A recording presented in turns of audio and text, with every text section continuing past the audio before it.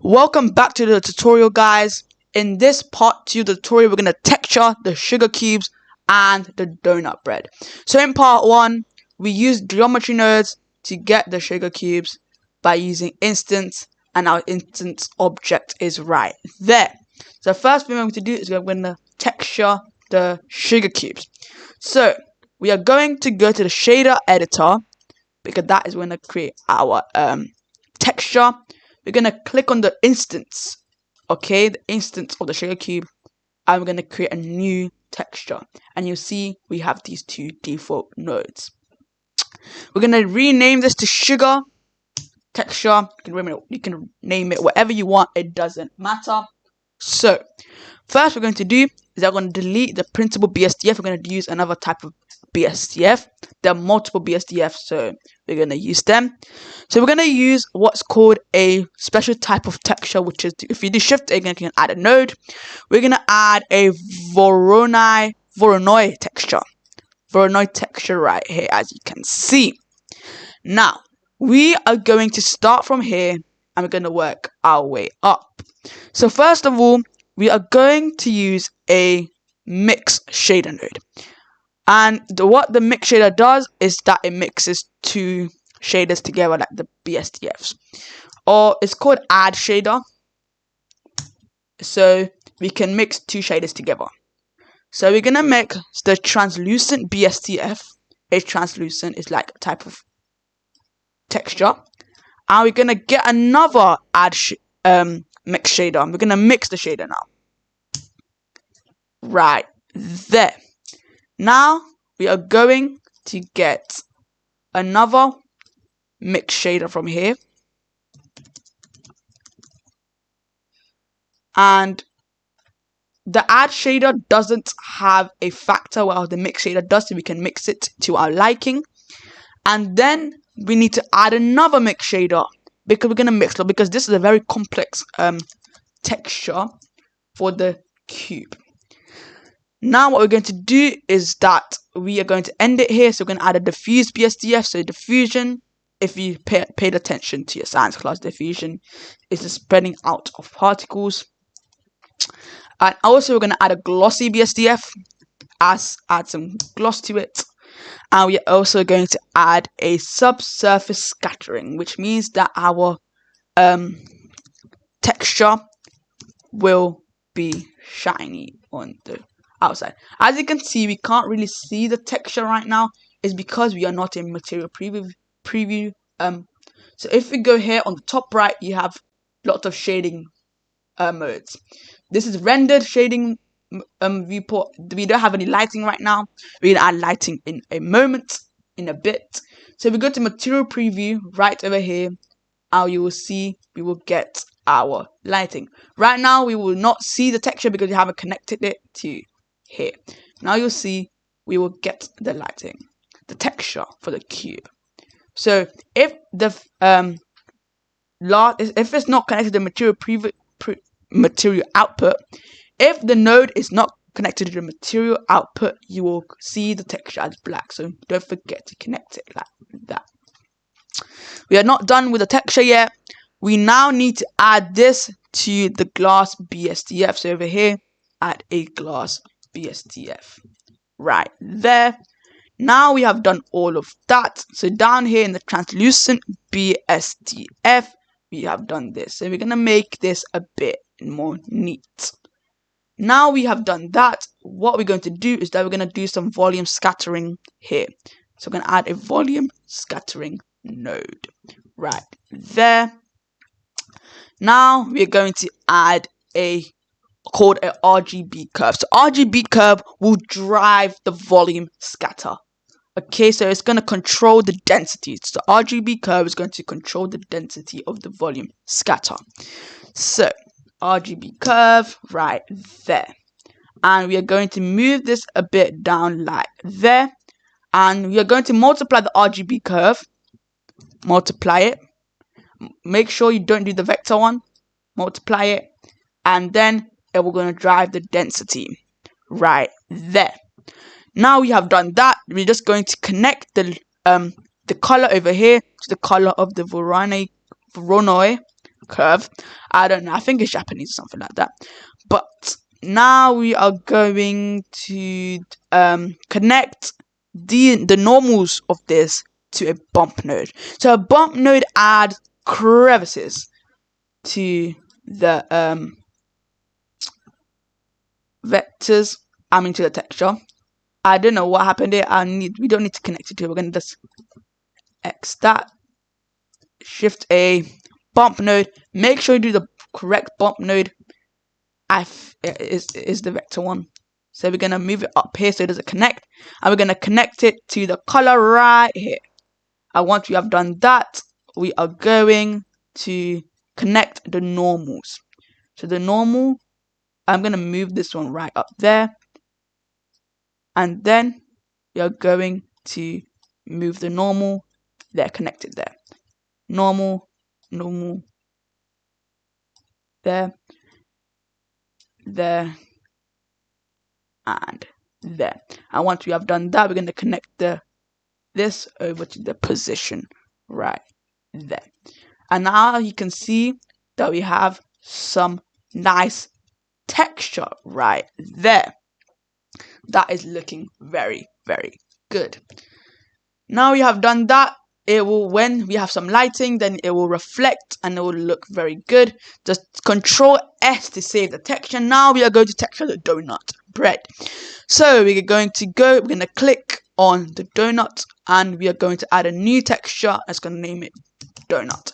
And now we're going to add a new donut texture, and we're going to do something very, very similar. So we are going to delete the printable BSDF, and we are going to add a mix shader node, mix the two shaders, and we are going to add another mix shader right here because it's going to be complex as well. And once we have done that, we are going to add two over here. We're going to add a refraction BSDF and a glossy BSDF right there. And once we have done that, we are going to connect these two normals to a bump node, and bump node adds crevices, and we're going to connect it to right there. And once we have done that, we are going to connect the height to the noise texture. So a noise texture creates noise. You probably have heard of it when you're doing Blender tutorials, and it's very, very important. And we're going to add a texture coordinate node, texture coordinate node, where is it? Texture coordinate right there. And we're going to do it to object and to the vector. Now you will see we have something like this. Don't worry, we're going to make it to a nicer color. Before we do that, we have to change the scale of the noise texture. As you can see, it's 5. We need to increase it to about 5,000. It has to be more than 1,000, okay? But I think 5,000 will look good. Now we need to decrease the roughness to 0.3 because if we have to make it a bit shiny, and as you can see, the texture is coming together. As you can see, you can increase it even lower. It's going to be even more shiny. I'm going to make it 0.2. So like, yeah. Right there. And now what we're going to do is that the distortion, we're going to make it 0.2-ish. And now look at that. We just need to add some color to it and it will look amazing. And now we have done that. We are just going to increase the roughness over here to 0.8. And then over here to 0.8 as well. That is looking good. And just before we do that, we have to increase the IOR to about 0.33. Decrease it. And then as you can see, we have some, it is coming together. As you can see, it is calculating. As we are in Eevee, we can't really see it properly, and we're not in rendered viewport mode.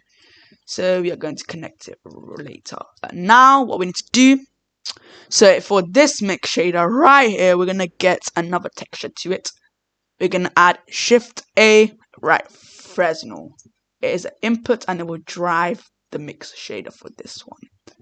As you can see, it will come together. Now what we're going to do is that we're going to add a transparent BSDF. So it's for the lighting, not translucent, transparent. And once we have done that, we are going to add, there's a volume, we're gonna add a volume absorption node for the lighting, the volume absorption right there. And then we're gonna add a color ramp. So the color ramp is going to get the color ramp. And with the color ramp, we're going to get purple. So we're gonna click on this arrow thing. I'm gonna go here. I'm gonna turn on the lights, and we're gonna change it to something purple, like there. I'm gonna change the white one to the dark version of the purple. So right there, decrease it right there. Now as you can see, we are getting closer and closer. And then lastly, we're going to add a object information node.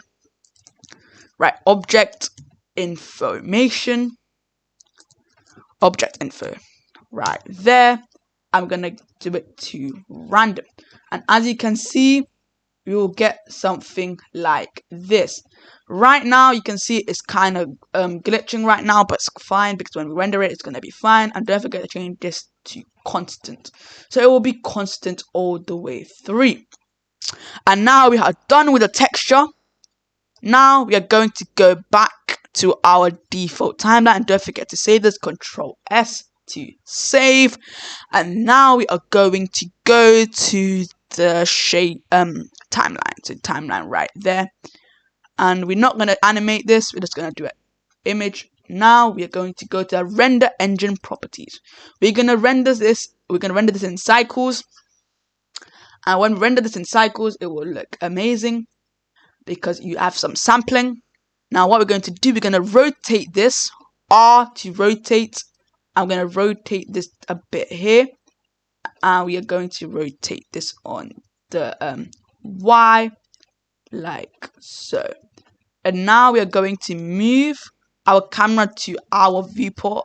So as you can see, we're going to move the camera right here. So if we do Control Alt 0, numpad 0, then you'll see the way we are facing in the 3D viewport, the camera will go there rapidly.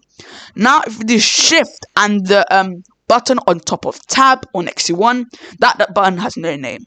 I don't know why. And if you do that, we can move the camera with WASD. And now we're going to position the camera right there. Position it right there. And if you want to add a background to it, just do Shift A, add a plane. Once you add a plane, we're just going to rotate the plane 90 degrees. You can rotate it over here so it's more equal. 90 here, and then 90, and then 90 right there. You see it's straight now. We're going to scale it up. If you press S, it will scale up. And once you have done that, if you go to 0, you will see that it is the background. So we can click on the plane, and if you go to texture, if you click on this ball right here, material properties, you can create new, and then you can change the base color to pink. I'm gonna make it very, very light so we can actually see the donut. And now if you do 0, you will see that this is our donut. And if you get to rendered engine viewport, make sure it cycles. You can choose the device, GPU, compute, or CPU. It doesn't really matter. And then you can increase the max sample if you want, how good you want it to be, and the time limit. So I will make it 3 minutes because I don't want it to take so long. And then lastly, let's go to render and render image. And once mine is rendered, I will show you the end result. My donut has rendered now, and as you can see the results. As you can see, the sugar cubes are not shiny. This is because you can add more lighting to it to make it more shiny. So if I go back, we can add lighting, and this is optional if you want it to glow. So if we go Shift A, go to light, and you can add a area light. And as you can see, the area light is here. We're gonna grab it, move it down here. So G to grab it on the Z axis, and then move it up, and then we can rotate it to the position of the donut. Grab it there, over there, and we can increase the area of it right there. You can Control C and Control V to duplicate it, duplicate another one, rotate it again, like so, rotate it on the X, and then the Y. Rotate on the Y, and move it there, and grab it, move it there. As you can see, we added some lighting to it. Now, if you render it again, it will look even better. And I'm going to just add another one to the front. So we're going to duplicate it and then grab it and rotate it. So it will be in the front, rotate it on the Z, and then X, there, like so. Grab it and then rotate it on the Y. There, rotate it. I feel like I'm going to do it on the bottom. It will look even better. So I'm going to quickly rotate it right there. Grab it, then rotate it again, like so. And you can see the line. This is where the area of the light will go. This is where the light will be pointing. So like so. And this will look even better with the lighting. And they can render it again because they won't take that much. And render it, and then you will get your final results. And this is the final rendered image. And if you want to save it, just go on the top left, click on image, and then you can save it right there. So I hope you like the tutorial, and I'll see you in another video.